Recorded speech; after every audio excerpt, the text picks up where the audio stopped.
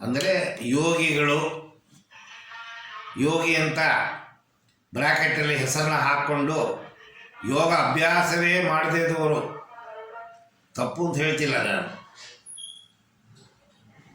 ಸಾಧನೆ ಮಾಡಿದ ಮೇಲೆ ವಿಚಾರನ ಹೇಳಬೇಕು ಅಂತ ಇಲ್ಲ. ವಿಚಾರವನ್ನು ತಿಳ್ಕೊಂಡ ಮೇಲೆ ವಿಚಾರವನ್ನು ಸಾಧನೆ ಮಾಡದಂಗೆ ಹೇಳೋರು ಬೇಕಾದ ಜನ ಇದ್ದಾರೆ.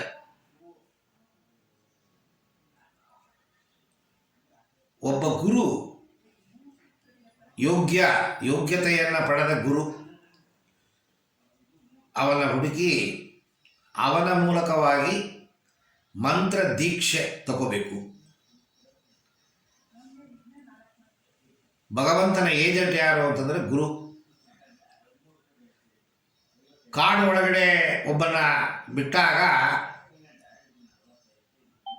ಕಾಡನ್ನು ಒಳಗೆ ನುಗ್ಗಿ ಹೊರಗಡೆ ಬಂದಿದ್ದಾನ ಅಂತಂದರೆ ಅವ ಬೇಕಷ್ಟು ಪ್ರಾಣಿಗಳನ್ನು ನೋಡಿರ್ತಾನ, ಹೋರಾಡಿರ್ತಾನ ಪ್ರಾಣಿಗಳ ಜೊತೆಗೆ. ಎಲ್ಲೆಲ್ಲಿ ಯಾವ್ಯಾವ ಪ್ರಾಣಿಗಳಿದೆ, ಯಾವ ಕಡೆ ಹೋಗಬೇಕು, ಯಾವ ಕಡೆ ಹೋಗಬಾರ್ದು, ಎಲ್ಲಿ ಹೋಗಿ ಎಲ್ಲಿ ಸಿಗಾಕೊಂಡ್ರೆ ಹೇಗೆ ತಪ್ಪಿಸ್ಕೋಬೇಕು, ಇಷ್ಟು ಅನುಭವ ಆಗಿರುತ್ತೆ ಆ ಕಾಡು ಒಳಗಡೆ ಹೋಗಿ ಹೊರಗೆ ಬಂದವನಿಗೆ. ಇದು ಒಂದು ಆಧ್ಯಾತ್ಮ ಸಾಧನೆ, ಒಂದು ದೊಡ್ಡ ಕಾಡು ಥರ. ಈ ಸಾಧನೆಯನ್ನು ಮಾಡಿದ ಒಂದು ಗುರುವಿಗೆ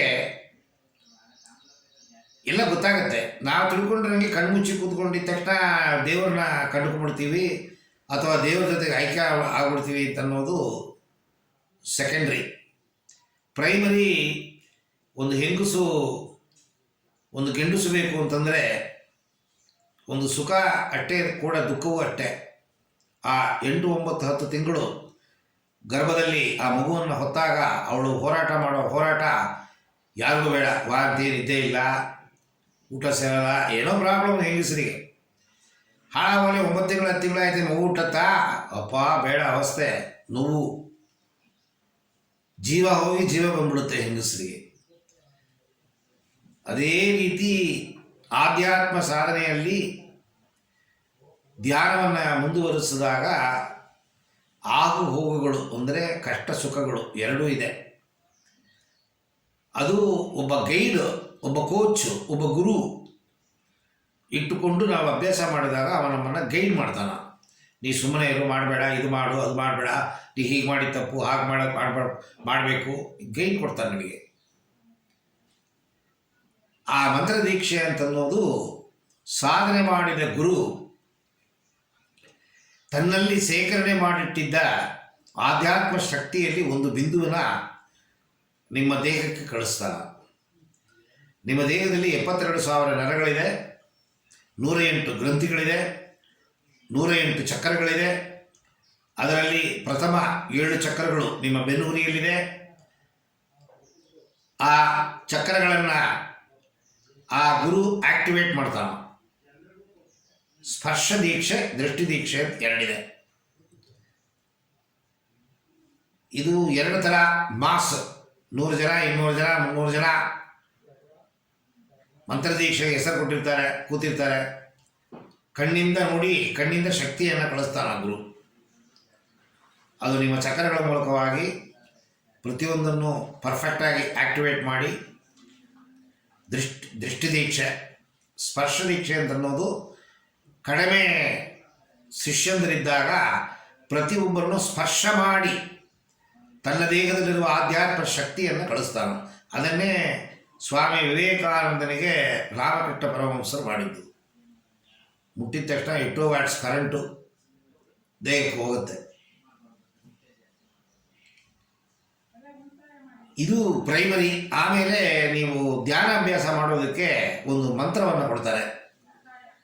ನೀವು ಶೈವಿಷ್ಟ ಆದರೆ ರುದ್ರಾಕ್ಷಿ ಮಾಲೆ, ನೀವು ವೈಷ್ಣವಿಷ್ಟ ಆದರೆ ತುಳಸಿ ಮಾಲೆ.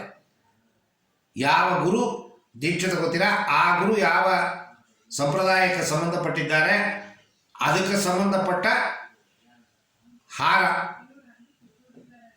ಜಪಮಾಲೆ ಅಂತೀವಿ, ಅದನ್ನು ಕೊಡ್ತಾರೆ. ನಿಮಗೆ ಕೊಟ್ಟು ಮಂತ್ರ ದೀಕ್ಷೆ ಕೊಡ್ತಾರೆ.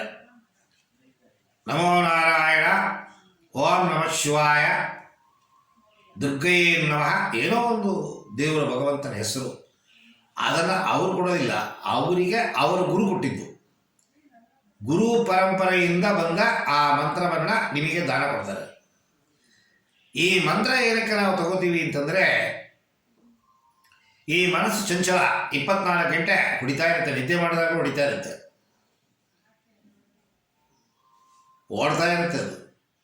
ಅದನ್ನು ಹಿಡಿಯೋಕ್ಕೆ ಸಾಧ್ಯವೇ ಇಲ್ಲ. ಹೃದಯದ ಬಡತವನ್ನು ನಿಲ್ಲಿಸಲು ಸಾಧ್ಯವೇ? ಉಸಿರಾಟವನ್ನು ನಿಲ್ಲಿಸಲು ಸಾಧ್ಯವೇ? ಸಾಧ್ಯ. ಕೊಲೆ ಮಾಡಬೇಕು. ನಿಲ್ಲಿಸಲು ಸಾಧ್ಯವಿಲ್ಲ, ಆದರೆ ನಿಲ್ಲಿಸಬಹುದು. ಹೇಗೆ?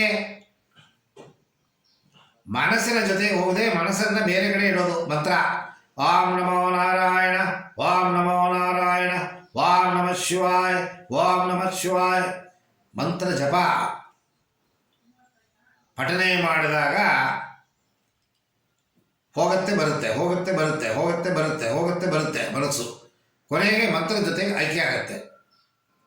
ಮಂತ್ರದ ಜೊತೆಗೆ ಐಕ್ಯ ಆದ ಮೇಲೆ ನಿಮ್ಮ ಮನಸ್ಸು ಕಾನ್ಷಿಯಸ್ಸಿಂದ ಸಬ್ಕಾನ್ಷಿಯಸ್ಸಿಗೆ ಹೋಗುತ್ತೆ.